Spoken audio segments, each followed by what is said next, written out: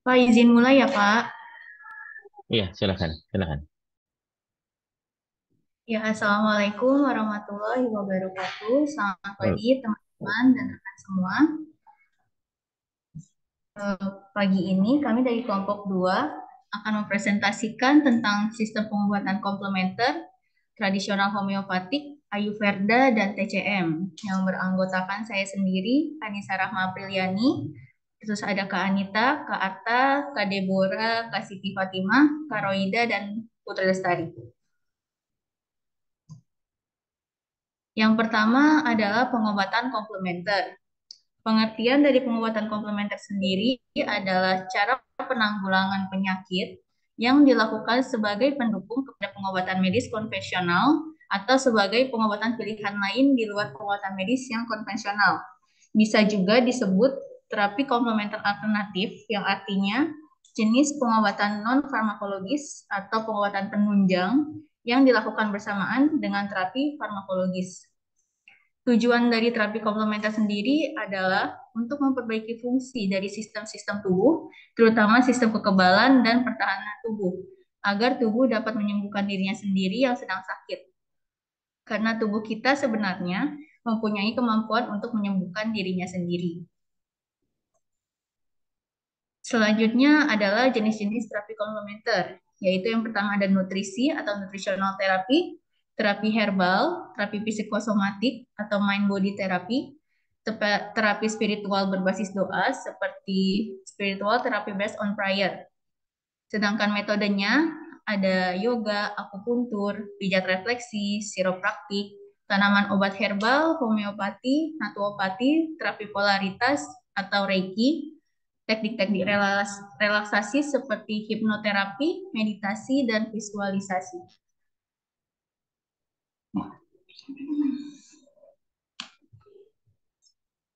Selanjutnya, obat-obat yang digunakan dalam terapi komplementer.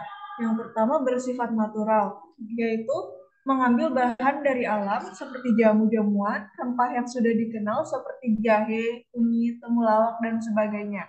Yang kedua, pendekatan lain seperti menggunakan energi tertentu yang mampu mempercepat proses penyembuhan, hingga menggunakan doa tertentu yang diyakini secara spiritual memiliki kekuatan penyembuhan. Selanjutnya, di Indonesia ada 3 jenis teknik pengobatan komplementer yang telah ditetapkan oleh Departemen Kesehatan untuk dapat diintegrasikan ke dalam pelayanan konvensional, yaitu sebagai berikut.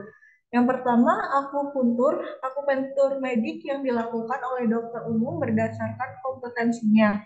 Metode yang berasal dari Cina ini diperkirakan sangat bermanfaat dalam mengatasi berbagai kondisi kesehatan tertentu dan juga sebagai analgesi atau pereda nyeri.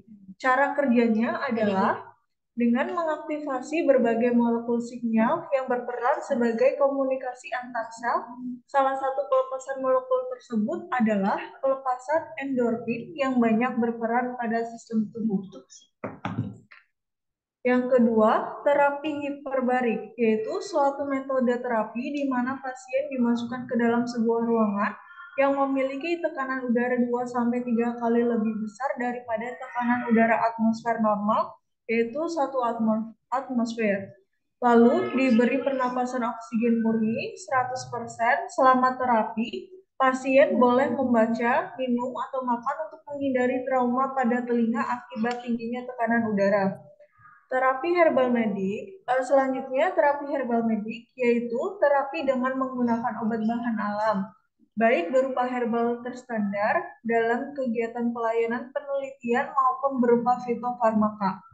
Herbal standar yaitu herbal yang telah melalui uji preklinik pada sel lain atau hewan coba, baik terhadap keamanan maupun efektivitasnya.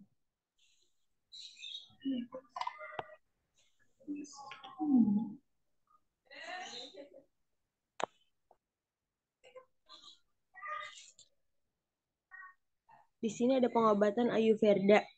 Pengertian dari Ayurveda yaitu merupakan pengobatan tradisional yang berasal dari India pertama kali ditemukan kurang lebih 5.000 tahun yang lalu.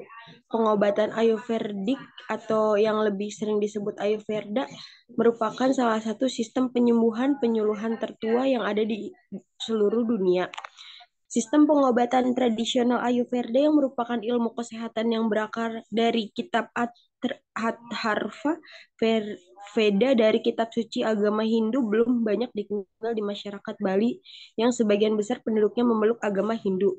Padahal setelah kemerdekaan di India pada tahun 1947, Ayurveda mendapat pengakuan seluruh India dan merupakan salah satu dari 6 sistem yang resmi diakui oleh pemerintah.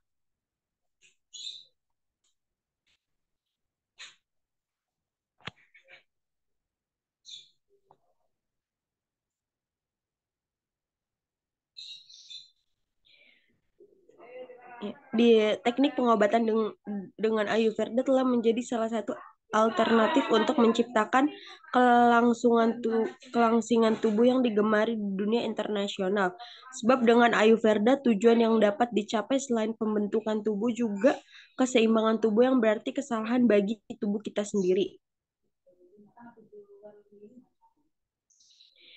B. Pengobatan Ayurveda. Pengandut Ayurveda juga mempercayai bahwa setiap orang tercipta dari 5 elemen dasar alam semesta, yaitu ruang, tanah, air, dan api. Kelima elemen tersebut bersinergi membentuk energi kehidupan bagi manusia yang disebut dengan dosha. Di dalam Ayurveda sendiri terdapat 3 macam dosha, yaitu vata dosa atau ruang dan udara. Yang kedua ada pitta dosa, yaitu air dan api. Yang ketiga ada kapha dosa, yang berisi air dan tanah. Selanjutnya akan dilanjut oleh teman saya.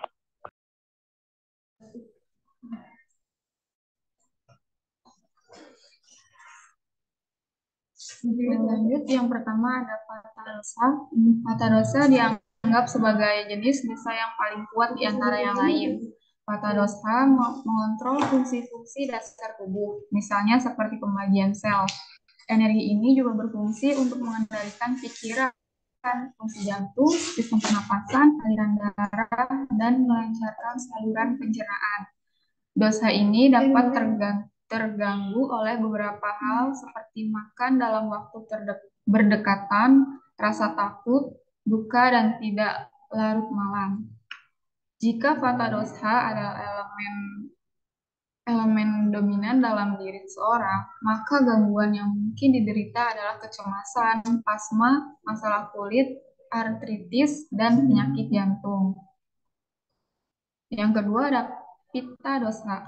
Energi kedua bernama pitta dosa mengendalikan sistem pencernaan, metabolisme, dan hormon tertentu yang berkaitan dengan nafsu makan. Energi ini akan terganggu saat seseorang mengkonsumsi makanan pedas dan asam atau berada di bawah paparan sinar matahari terlalu lama. Jika vata dosha adalah elemen utama dalam diri seseorang, gangguan kesehatan yang diderita adalah Crohn, tekanan darah tinggi, infeksi, dan penyakit jantung. Yang ketiga ada kapha dosha. Energi kedua bernama kapha dosha mengendalikan sistem pencernaan, metabolisme, dan hormon tertentu yang berkaitan dengan nafsu makan. Energi ini akan terganggu saat seseorang mengkonsumsi makanan pedas dan asam atau berada di bawah paparan sinar matahari terlalu lama. Jika tidak dalam elemen utama dalam diri seseorang, gangguan kesehatan yang diderita adalah penyakit Crohn, tekanan darah tinggi, dan infeksi dan penyakit jantung.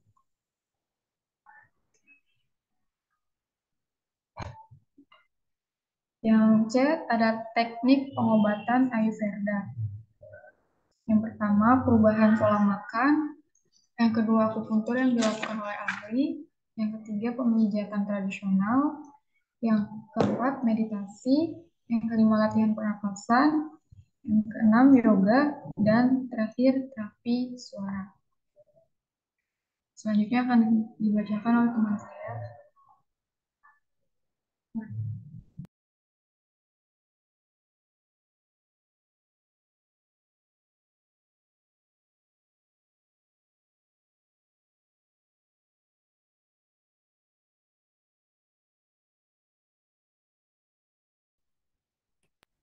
Di sini ada metode pengobatan Ayurveda efektif dalam berbagai macam penyakit seperti yang pertama gangguan kecemasan, kedua asma, tiga aritritis, empat gangguan pencernaan, lima eksing, enam tekanan darah tinggi, tujuh kolesterol tinggi, delapan stres.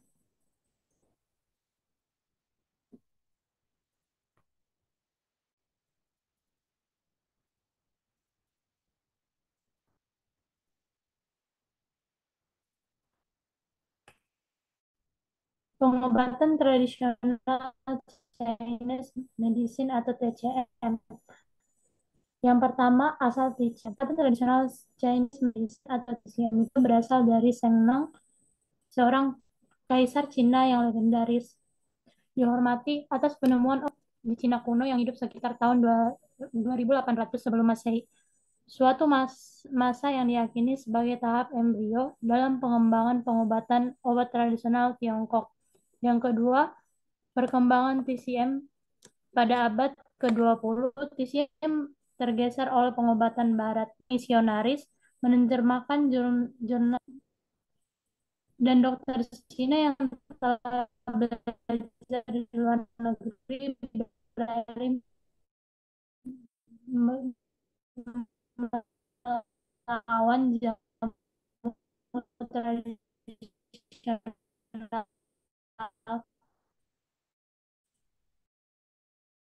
Namun setelah revolusi komunis 1900, pemerintah Xi yang menggunakan visi.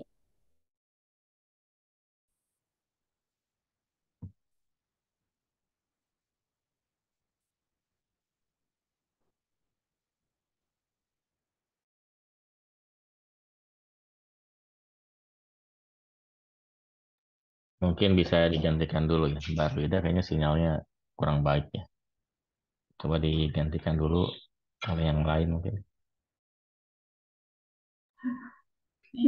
Namun setelah revolusi komunis 1949, pemerintah RRC yang baru mengembalikan TMC dan mendirikan perguruan tinggi kedokteran baru yang dimaksud mematahkan ketergantungan Cina pada Barat. Revolusi ketiga yaitu budaya tahun dokter tanpa alas kaki dengan tidak lebih dari 6 bulan pelatihan dikirim ke daerah pedesaan untuk menggantikan orang-orang barat. C. Teknik pengobatan TCM. 1. Akupuntur. Bahasa Inggrisnya akupuntur, bahasa Latinnya acus atau jarum ke benda, dan pungere tusuk atau kerja, atau dalam bahasa Mandarin standarnya Xinqiu. Arti harfiah jarum moxibustion adalah teknik memasukkan atau memanipulasi jarum ke dalam titik akupuntur tubuh. 2. Akupunktur merupakan pengobatan tradisional dari Tiongkok. Teknik ini mirip dengan akupuntur, namun tidak menggunakan jarum, tetapi tetap menggunakan titik meridian yang sama. 3. Herbal TCM, ramuan yang biasa terdiri dari tumbuhan, hewan, dan mineral yang berasal dari batu-batuan. Untuk herbal dan sekitar 300-400 tanaman dasar yang digunakan. Tanaman ini berasal dari berbagai daerah di daratan Cina.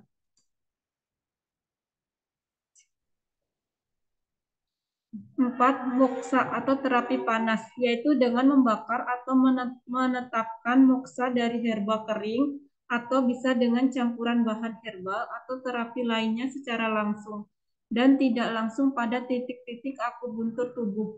Caranya adalah dengan membakar sepanjang 1-2 cm tongkat moksa di atas kulit titik akupuntur. Hasilnya adalah akan ada perasaan hangat di titik tersebut.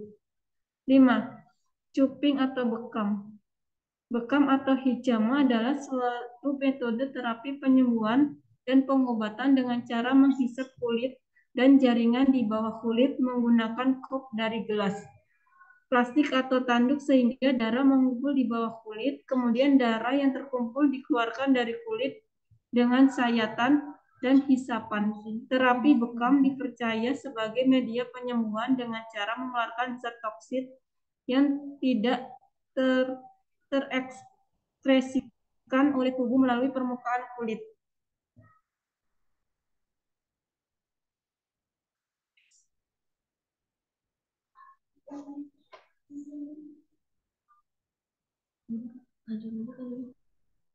Pengobatan tradisional secara homeopati. Terapi homeopati bukanlah metode baru karena sudah ditemukan sejak 200 tahun yang lalu di Jerman. Pengobatan homeopati adalah metode penyembuhan dengan menggunakan bahan-bahan alami seperti tumbuhan, produk dari hewan, serta mineral. Menurut ahli, metode ini dijalankan dengan dua prinsip, yaitu Lick-Kruslik. Lick-Kruslik adalah salah satu konsep pengobatan homeopati. Para praktis homeopati percaya bahwa gejala penyakit bisa disembuhkan dengan bahan alami yang bisa menimbulkan efek serupa pada orang sehat. Law of minimum dose. Para pengiat homeopati percaya bahwa semakin kecil dosis yang diberikan, pengobatan yang dijalankan akan semakin efektif.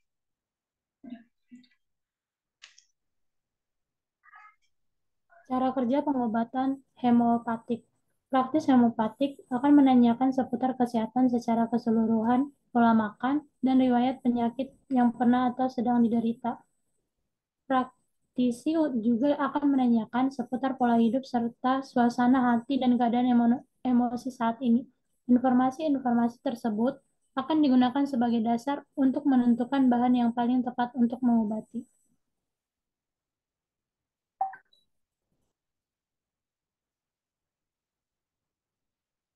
Penyakit yang bisa diatasi dengan pengobatan homeopatik, yaitu asma, infeksi telinga, rinitis alergi, kondisi mental seperti depresi, stres dan gangguan kecemasan, alergi, dermatitis atau eksim, artritis atau radang sendi, tekanan darah, dan tekanan darah tinggi. Efek samping pengobatan homeopatik, yaitu karena obat homeopatik dibuat dengan bahan-bahan aktif yang sudah dilarutkan dengan banyak air, maka efek samping obat ini dinilai tidak terlalu berbahaya. Meski demikian, pengobatan ini tetap memiliki efek samping yang mungkin muncul, terutama pada obat yang mengandung mineral seperti logam berat. Salah satu hal yang juga dikhawatirkan dari metode ini adalah saat pasien merasa sudah sembuh, padahal sebenarnya belum. Pasien yang merasa sudah sembuh bisa saja menghentikan semua masuk yang diberikan dokter. Jika dibiarkan, suatu saat penyakit bisa saja akan semakin memburuk. Karena itu, sebelum menjalani pengobatan dengan metode hemopati, sebaiknya berkonsultasi terlebih dahulu dengan dokter. Jangan gunakan metode ini sebagai pengobatan utama. Manfaatkanlah hanya sebagai pengobatan pendamping. Sekian hasil presentasi kami. Jika ada yang bertanya, silakan.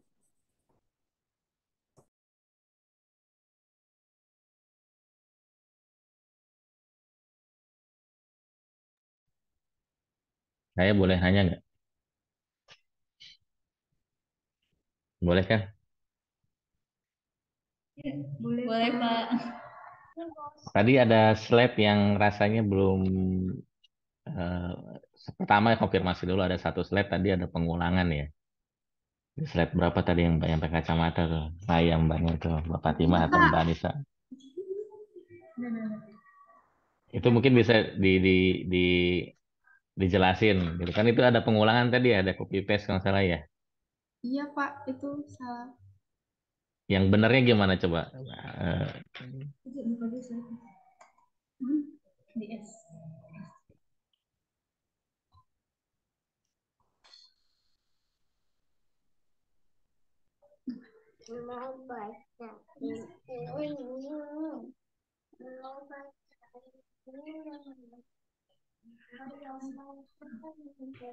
Ya ini Pak, yang pita Ya, dosa sama betul. kapha.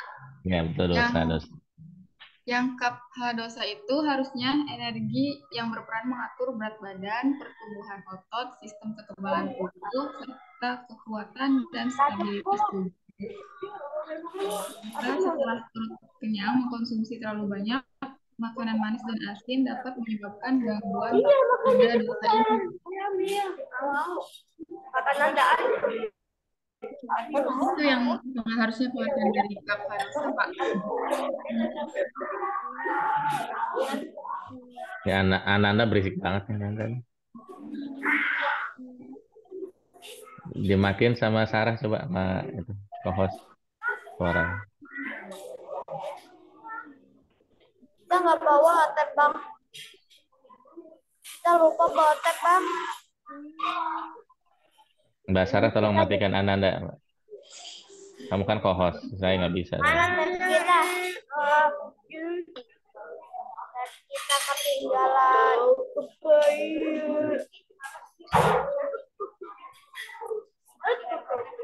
Aku nanya. Kamu nanya.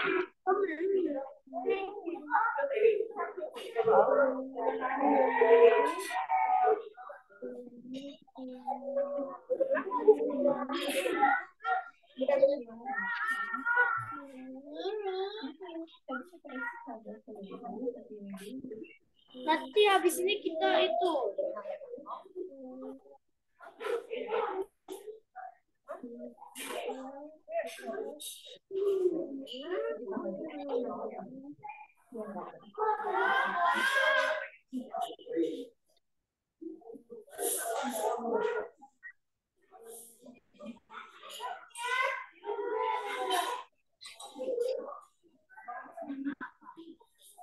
Mau di sini.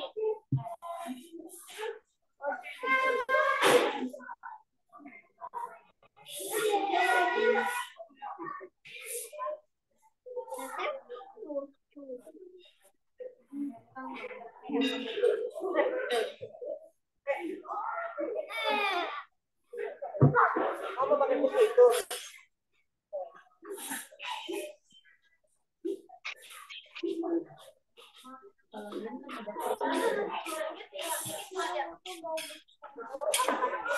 Itu punya siapa? Mau makan apa kita yuk kakaknya? Ada mie. Itu Indomie. Boleh gak? Ya udah, Indomie.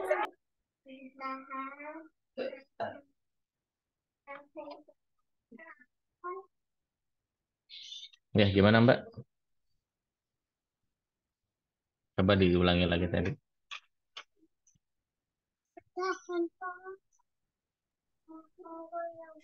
Yang kapha dosa itu energi berperan mengatur berat badan, pertumbuhan otot, sistem kekebalan tubuh, serta kekuatan dan stabilitas tubuh.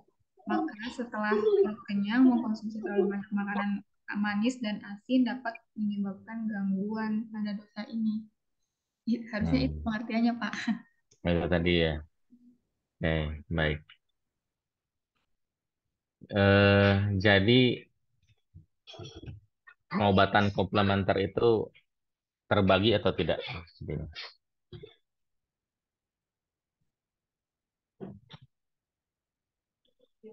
Pengobatan komplementer yang kamu sajikan tadi itu terbagi jadi berapa metode?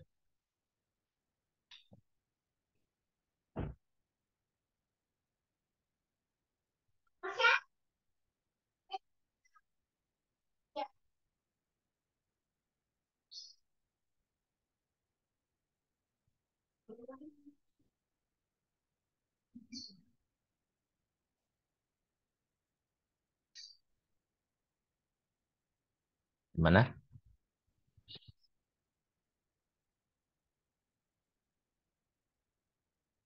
Udah dikirim belum harinya?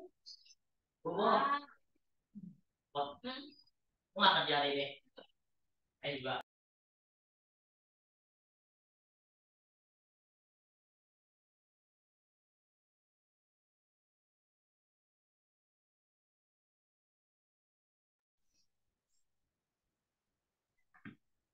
Terbagi, Pak.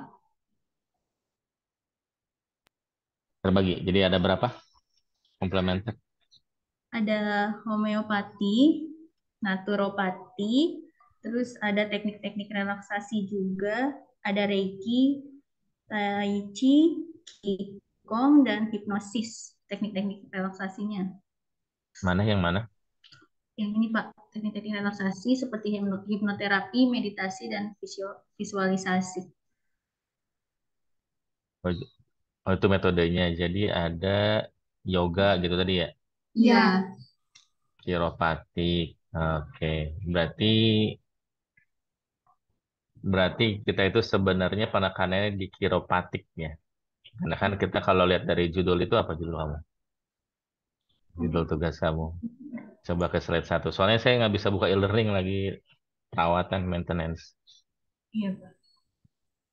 Sistem pengobatan komplementer tradisional homeopatik, Ayurveda, dan TCM Pak. Memang itu ya? Saya lihat kontrak dulu deh. Iya Pak. Sebentar ya. Bukunya ini disertakan nggak? Bukunya apa tadi? Buku referensi.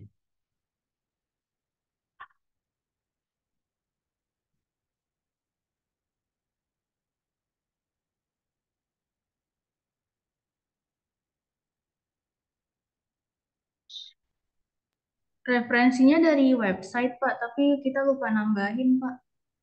Ya, jadi nanti sebaiknya dimasukkan ya. Iya Pak. Nah, di sini itu,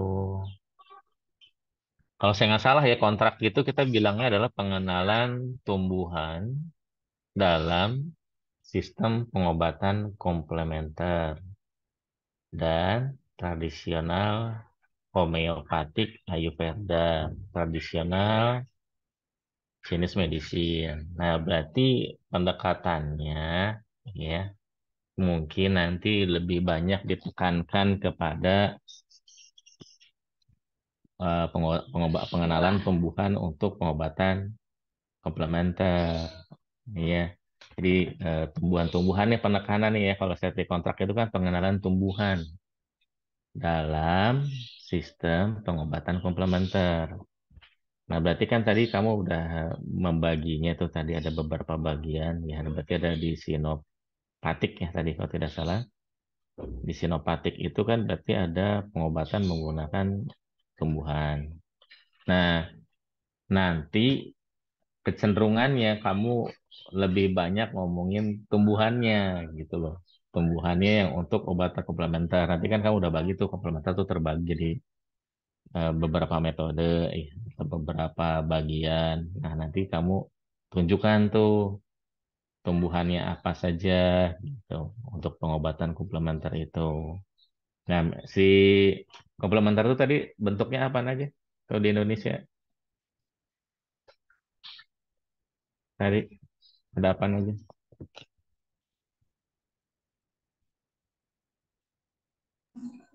Ada yang nutrisi gitu kan ya? Yang Nah, ada tiga, yang pertama akupuntur, terapi hiperbarik, sama terapi herbal medik, Pak. yang mana? Berarti bukan yang ini di sini. Yang mana lagi slide-nya?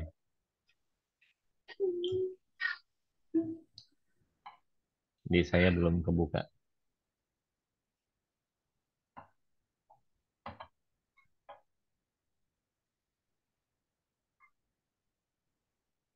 Oke. Ini ya misalnya kalau Depkes ada 3 ya. Ini ada 3 ya. 3 jenis pengobatan komplementer. Nah, nanti kamu jelasin tuh tanaman obat mana yang digunakan atau mendukung untuk pengobatan menggunakan akupuntur medik. Nah, terus yang kedua apa? Yang kedua apa tadi? Ada terapi hiperbarik. Nah, hiper, hiper. Nanti gimana kalau untuk contoh yang hiper? Iya. Terus nanti ada terapi herbal miliknya. Itu contohnya seperti apa? Ya, nanti disertakan. Jadi kita kenal ya tumbuhan yang memang digunakan untuk pengobatan komplementer. Seperti itu. Ya. Oke. Jadi kita belum tahu nih gitu kan misalnya kayak apa sih apakah misalnya pijat urut itu termasuk komplementer ya, menurut Depkes gitu. Kalau ternyata pijat urut itu atau luluran mungkin kamu kenalnya itu termasuk komplementer kan sering ya kalau apa perawatan wanita itu kan contohnya saya pernah dengar di Marta Tilar apa Sari Ayu itu dia menggunakan rempah-rempah gitu kan menggunakan rempah-rempah khusus sehingga jadi kalau habis dari luluran itu kayaknya wangi banget bersih banget itu si wanita itu setelah keluar. Nah berarti yang kita gali itu tanamannya apa nih kita pengen tahu gitu kan. Kamu kan suka luluran juga kan mungkin ya cewek saya nggak tahu gitu ya. Saya pernah lihat istri aja kayak gitu gitu kan. Jadi ada rempah-rempahnya. Nah itu yang kamu bahas tuh itu kan termasuk ke metodenya si pengobatan komplementer. Nah, nanti yang di apa di Ayurveda dan yang di mana PCM juga sama, ya. Jadi nanti base-nya kamu cukup nggak harus gali pengertian pengobatan komplementer menurut Ayurveda, tapi pendekatannya tanaman obat yang notabene bersinggungan dengan pengertian atau bagian komplementer dari DPS itu dari India itu apa misalnya oh buat lulurannya di India tuh pakainya ini. Nah, kalau di PCM itu pakainya ini gitu.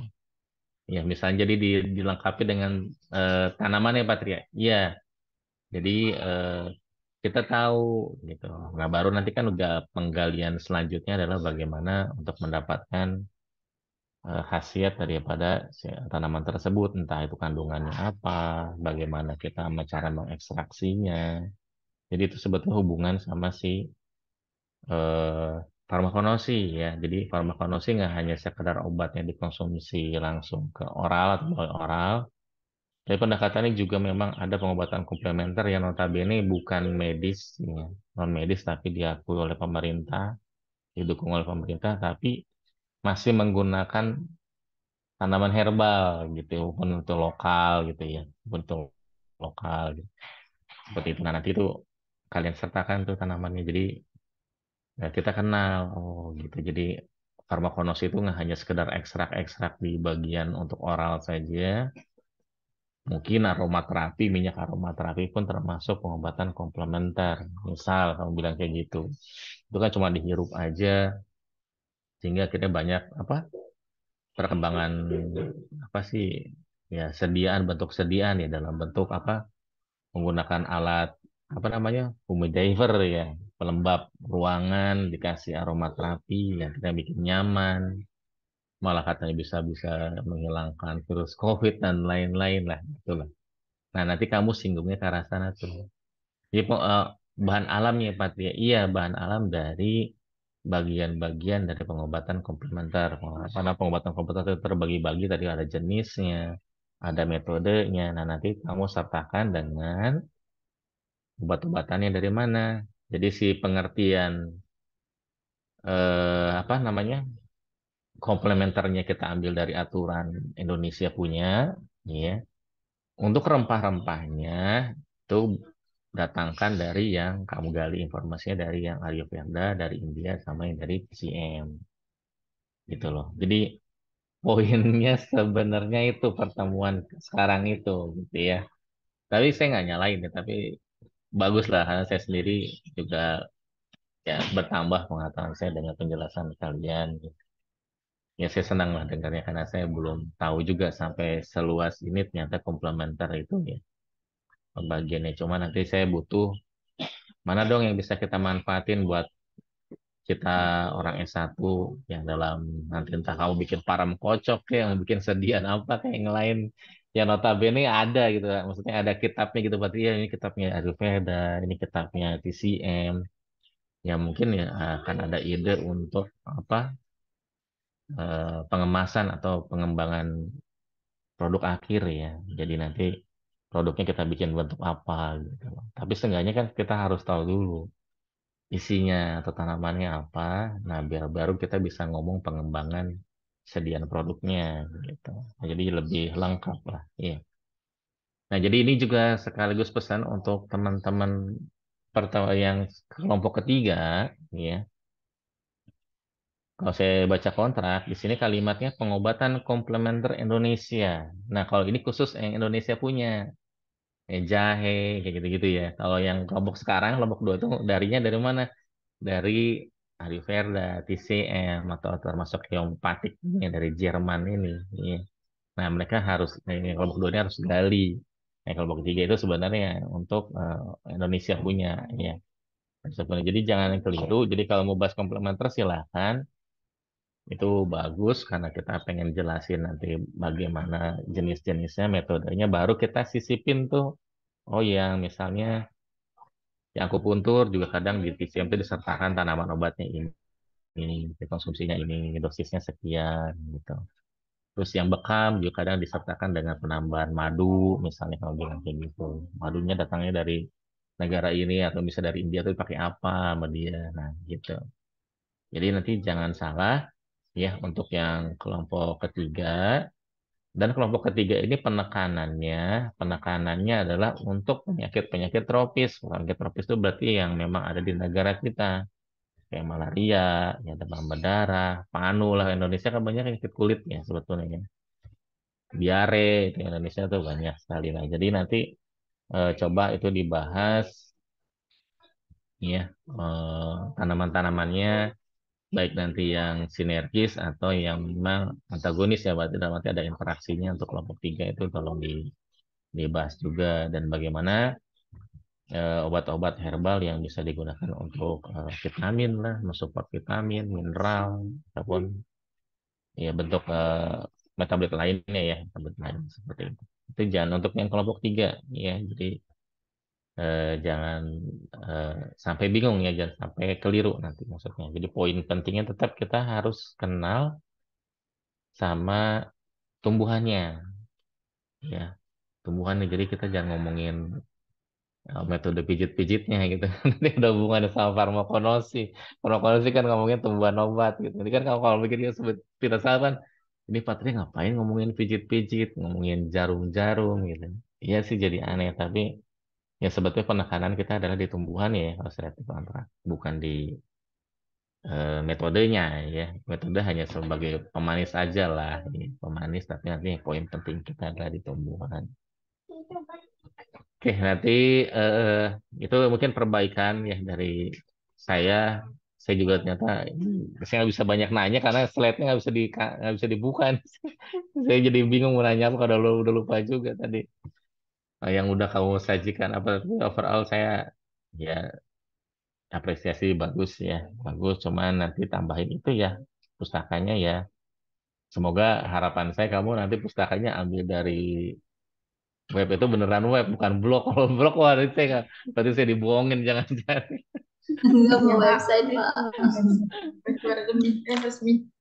Oh, Resmi, Pak, resmi. ya, kalau resmi bagus berarti kan kalau resmi bagus bisa dipertanggungjawabkan kan. Kalau blog itu kadang suka lebay kan, suka lebay-lebayan kalau blog itu. Ya udah mungkin itu saja ya. Saya juga tadi lupa mau nanyain apa jadi lupa tuh udah slide dulu apa tadi. Ya udah mungkin yang lain silakan kalau ada yang mau tanyakan untuk saya pribadi cukup. Untuk kelompok 3 kita masih punya sisa 1 minggu kan. Jadi untuk kelompok 3 saya masukkan saja di minggu depan sekaligus nanti setelah saya mendengar semua presentasi kalian ya saya menginspirasi saya untuk bikin soal karena tiga materi ke depan ya dari yang pengenalan aktivitas tanaman obat terus komplementer luar sama internal nasional itu memang saya nggak buat ya PPT-nya. Jadi PPT-nya murni dari kalian. Saya pun bikin soal dari kalian, dari semua kelas ini, yang pasti dari semua angkatan farmakonosi tahun ini. Ya, jadi kalian pun boleh minta. Saran saya sih wajib kamu minta tugas kelas lain yang farmakonosi. Karena apa? Kembali lagi saya nggak ngasih PowerPoint, jadi nggak ada acuannya. Jadi semua acuan pembelajaran 3 materi terakhir itu wajib kalian tarik dari semua kelas. Ya supaya apa ya? Kamu tahu lah. Andai kan nanti ada latihan soal, ya kecenderungannya jawabannya akan ada di slide-slide kamu pribadi ataupun kelompok yang lain ataupun kelas yang lain. Iya, seperti itu. Oke, yang lain silakan. Kalau ada yang mau tanyakan, kalau tidak ada yang ditanyakan, mungkin bisa diakhiri untuk kegiatan hari ini.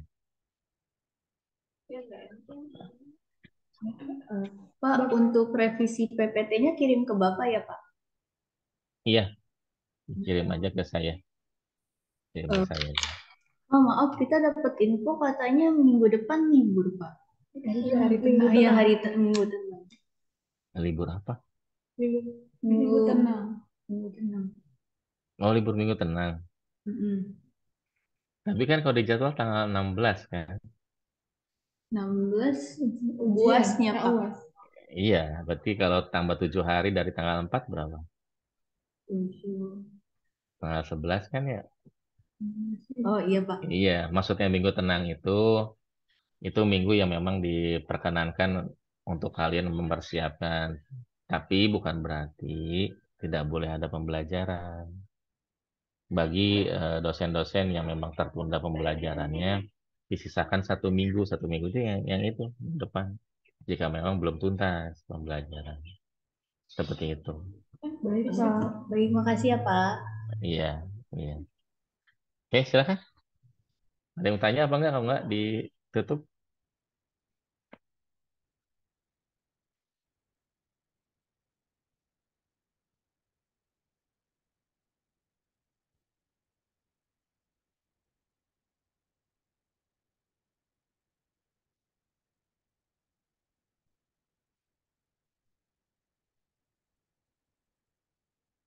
Ada yang nanya kayaknya Mbak. Silakan tutup Mbak. Baik. Terima kasih atas waktunya Bapak dan teman-teman sekalian. Mohon maaf jika masih ada kekurangan dalam presentasi kami. Sekian. Wassalamualaikum warahmatullahi wabarakatuh. Waalaikumsalam warahmatullahi wabarakatuh. Ini hadir semua ya hari ini ya? Ada yang